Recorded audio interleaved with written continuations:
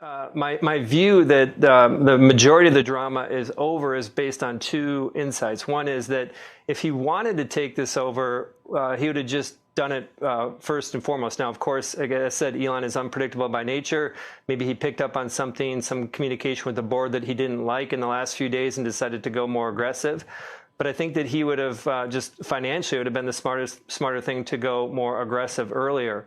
Second is when you do a takeover, even for Elon, who likes to do things fire drill, AKA talk to people who were putting together the cyber rodeo last week about how that came together at the last minute. When you think about even Elon, this would be a piece that I think is outside of where he wants to spend his time. Understand that there is something that is important to him around free speech, and I think he wants to move that forward. Understand that he sees that as an opportunity as big as electrification and as big as space travel.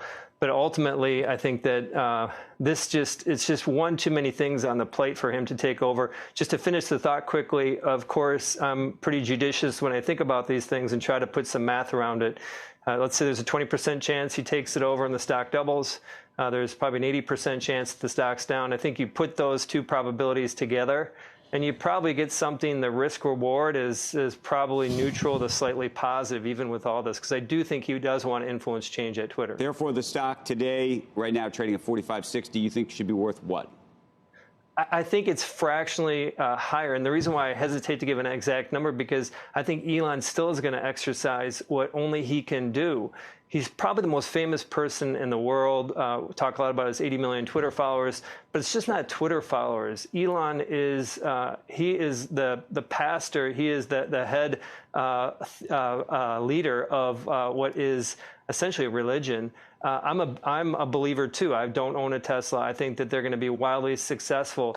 But you just watch what happened at Cyber Rodeo last week. 15,000 people were very excited for what's going to happen with Tesla, anticipating that. And he therefore can turn that on.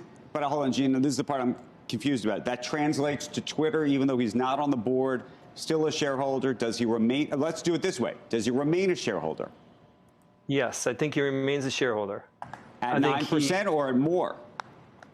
He's capped at, I guess, yeah, he can go higher now that he's not on the board. I think he probably remains right at that 10% level.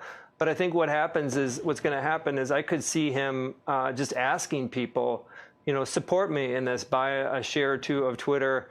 And then all of a sudden, and they're going to vote with him, is my point. So it becomes a meme stock situation. Do you look at what happened over the weekend as him being pushed or as him jumping? Which is to say, do you think that he got a phone call or phone calls from either other board members, lawyers, and the like who said, what are you doing, man? Taking W out of the name, asking if Twitter's dying, that kind of thing. And he got so frustrated with that he said, I'm out of here. Or they called and said, you know what? If you're going to be asking people if Twitter's dying on Twitter, we don't want you on the board. My guess is the people who know him best know how to speak some reason to him. And I suspect that it wasn't a push. I think that you try to push Elon, he's probably going to do the exact opposite. And so I suspect that just there was maybe a voice of reason that came into this in terms of what was in play. Again, there's a 20% chance I'm dead wrong. He takes this straight over. But I think that there is a lot to do with this. So to answer your question, I think that people spoke to him, probably board members spoke to him. Do you really want to get involved with this? He probably thought it was a funny idea to do this and to pursue this, and then probably stepped back and said, actually, maybe not so good of an idea to be on the board. It's one more thing I don't want to do.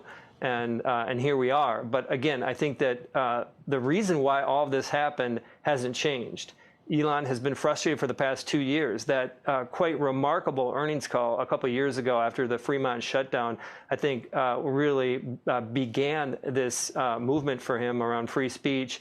He's not going to give up. I'm not trying to give a mixed message here. The message is that he wants to play a more protracted role in what's going on at Twitter, but he does want to influence change, and he has the power to do that, just given, I think he's the most famous person in the world, and people really believe in him.